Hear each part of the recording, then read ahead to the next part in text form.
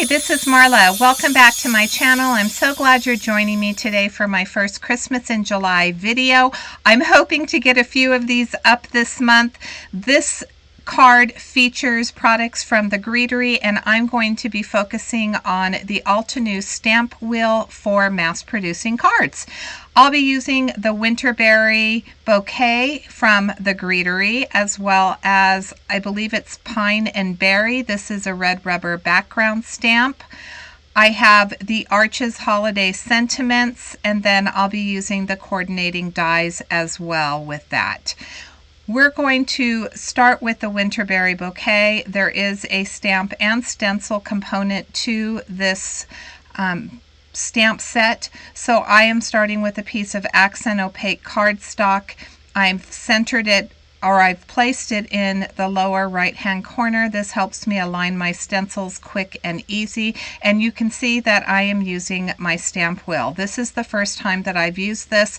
I was really excited when it came out because I liked the idea of being able to turn that wheel and use one stamp to get a wreath, as well as placing multiple stamps on the front and the back side and being able to mass produce cards. I'm going to create 2 cards today using this same Winterberry Bouquet.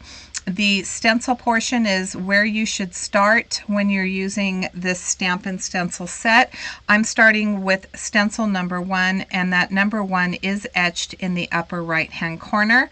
I'll be using Pink Fresh Studio inks, and the first ink that I used was Sparkling Rose. So the mat does have a sticky portion to it. I did also want to say that the feet of the stamp wheel really suctioned to my glass mat, and so that did not move. It was so easy to keep everything in place and not have to worry about because my Misty has a soft back to it, and that soft back sometimes will shift back and forth, but using it right here on my glass mat, because it does have the rubber feet, it did suction nicely.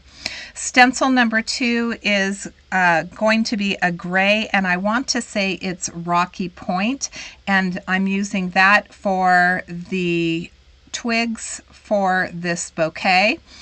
Stencil number 3, again, there is a number system in the upper right hand corner, is going to be one of the leaves. So I'm going to start with mint, and I'll add that mint very lightly to all of the leaves. Once I get that added, I will bring in a detailed blending brush. This is just a little blending brush that I purchased from Amazon. I will link everything that I've used in the description box below. Some of them are affiliate links, so if you do click them, I want to thank you so much if you end up making a purchase, because it does help in a small way support my channel at no extra cost to you. So here's that small blending brush, and I am just adding deeper ink color, so adding a little bit more detail and intensity to the bottom portion of the leaves, and then to some of the left and right side of the leaves, and that's going to add that little bit of dimension. We're going to move on to stencil number 4. This is the final detailed stencil. So once I get that adhered, now I'm adding that tape because my stencil is the same size as my card. If your stencil was a little bit bigger, because the stamp wheel does have that sticky mat, it would adhere to the sticky mat and you wouldn't have to use the tape. But because it is the same size, I did need to use the tape for that. I'm adding Prickly Pear is what I think this is called. Again, I'll have all the links to the inks in the description box below. I'm doing the same thing. This is just a slightly darker color than the mint. Once I get my first layer on, I'll use that brush. Now I did clean off my brush. I think I showed that. I cleaned off my brush in between applications so that I could just reuse these green brushes. And then here is the detailed stamp. So the stamp set comes with the detail for the berries as well as for the leaves. And then there are also several smaller leaves and berries and flowers that you can use with this larger composition stamp, or you could certainly use them separately. I may come back and try to do a blog post and create a couple more cards using some of those smaller accessory pieces that come with that. I've inked up my stamp using bubblegum, which is a darker pink, and you can see just how beautiful that is. Now, I did leave my stamp on the stamp wheel, and now I am going to align my leaves, and I am going to turn the stamp wheel, I think it's 90 degrees. I'm terrible at that. I think it's 90 degrees, which is going to be halfway around. So you can see I do have an enamel dot on the bottom, which is technically my top. So Altenew does recommend that you put an enamel dot somewhere on the stamp wheel to designate your top portion of that mat. And so what I did was I just turned my wheel, aligned my stamp, and now I have both stamps on that stamp wheel. This does come with a masking stencil. That is the final stencil. You do need to snip that apart because it is pretty delicate. I used a little bit of pixie spray on the back of this to make sure that I was able to keep it in place while I did this ink blending. For the ink blending, I'm using a soft lilac, and now I'm going to trim that down. So that mask is a really nice accessory piece with this stencil and stamp set because it does allow you to add that blended ink over the top, and I think it's just gorgeous. Now, this would be a beautiful birthday card. I am making a Christmas card out of this because, of course, it is Christmas in July, and I do like to do non-traditional cards with non-traditional colors. So I would recommend that if you wanted to use these beautiful soft colors from Pink Fresh Studio, you could just put a sentiment on this that said happy birthday, and I think that it would be a beautiful birthday card as well. I'm going to add some splatters, and I am going to admit that these are going to be very subtle. So I'm using some white gouache and doing a tapping motion. I did add a little bit of water to that gouache, and once it dried back very subtly. In fact, it actually took on some of the color of my background. There I was showing you, I forgot to turn my camera on, and when I forgot to turn it on, I did stamp my background using the lavender ink and the pine and berry background stamp, and then I also created a background using the soft lilac ink. I'm going to cut a square out of the middle of that so that I can use it on another project and not waste that paper, and those are going to be my layering pieces for my card. This is the piece Stamp and Die from the Arches Holiday Sentiments. I stamped out the word piece, or I die cut the word piece, and then I used the negative space to align my stamp. You can see that I'm using my stamp wheel. I have both of those stamps that I used on the Winterberry Bouquet still on my stamp wheel. And now I'm going to stamp a sub-sentiment that's going to say on Earth. And here's where my project went a little bit awry.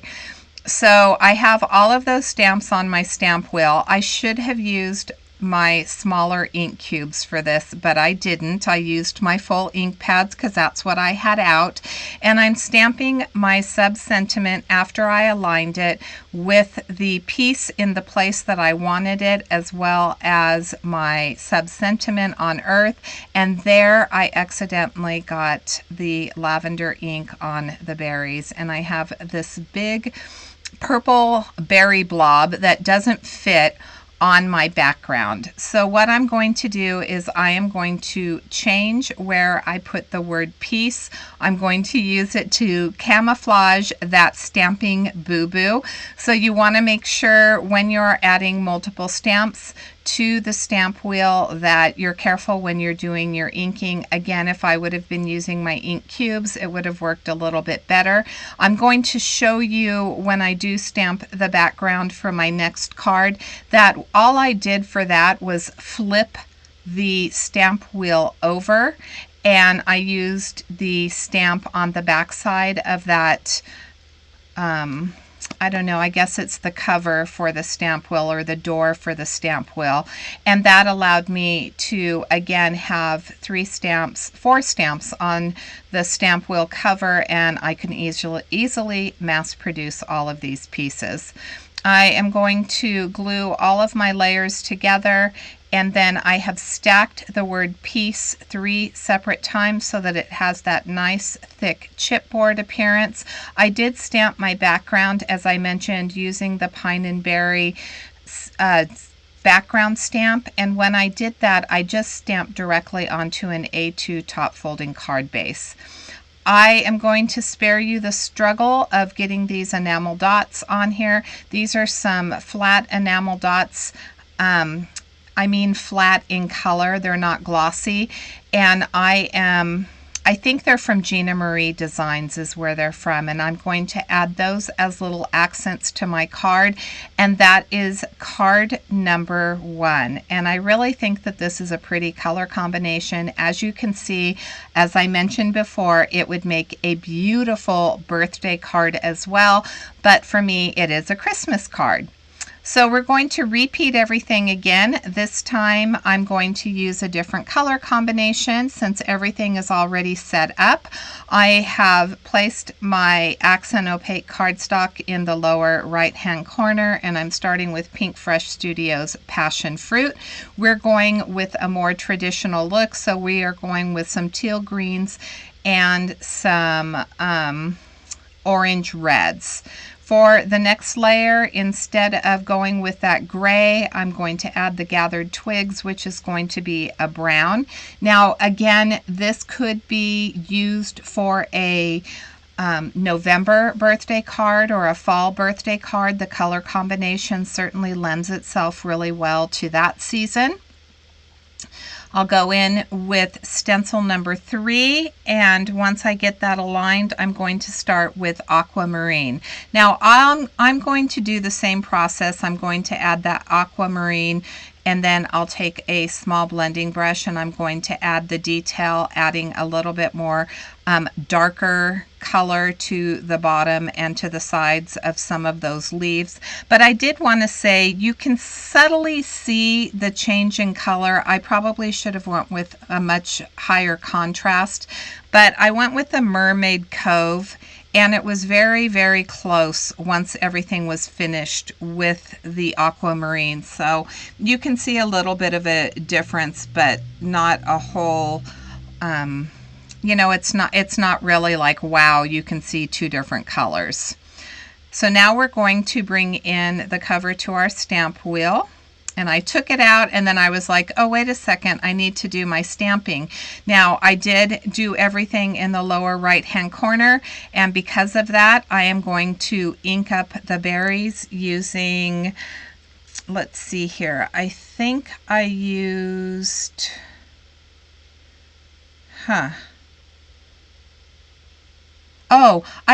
I think Berrylicious right here.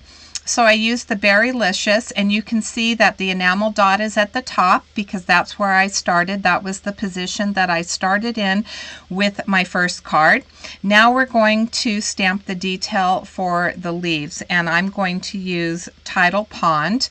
I'm going to put the enamel dot at the bottom, and everything aligns beautifully. So as you can see, you can change your colors. This time I only went with I went with 3 different color combinations, but this time I changed to reds and greens, changing up the color palette. I've added my mask back over top, and I'm going to add some Coral Reef, and I'll just blend that over the top. And this is a really pretty color combination. I really like the pinky reds with the teals. I think that it's just a really beautiful combination for Christmas cards. Once I remove the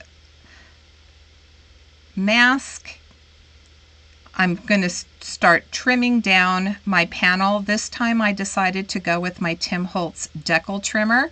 Both of the panels, I failed to mention, they were cut down to 3 3/4 by 5 inches. I'm going to use my Gonzai Tombi Starry watercolors, and I'm going to splatter gold this time. And this card, I made a mistake too. So I have that deckled edge, and I thought that I would add a little bit of gold just around the outside edge. When you tilt the card, you can see the gold. My paintbrush slips, and so I try to fix it by using, a lot of times with watercolor paints, you can use water in that area, and then you're able to kind of blot it up and get it up. But then when I used my little microfiber cloth, somehow I had a little bit of an orange color on that, and I thought, okay, well, let me try adding water and trying to thin it out, but it didn't work. So what I ended up doing is drying this off, and then I'm going to come in with that Coral Reef again, and I'm going to go on the corners. So I'm just going to use a small blending brush, and I'm going to make it look like I added that darker ink to the corners on purpose. No harm, no foul. If you didn't see this, you would have absolutely no idea that I actually made a mistake on this, but it ended up working out really well. I did want to mention that before I started doing my blending, I made sure that that paint was dry. So here I'm coming in with the background stamp. This is the Pine and Berries. I've added the Tidal Pond to the background. And I didn't align my stamp properly. That has nothing to do with the stamp wheel. It has everything to do with my alignment. Once I got that stamped, I went ahead and I added all of my layers like I did for card number 1, and that completes my cards for today. So I hope you give this a try. If you haven't thought about the stamp wheel, you certainly should, because it is a quick way to mass produce. Here's a close-up look of both of my cards, and until next time, I hope you have a fabulous day. Thanks so much for watching.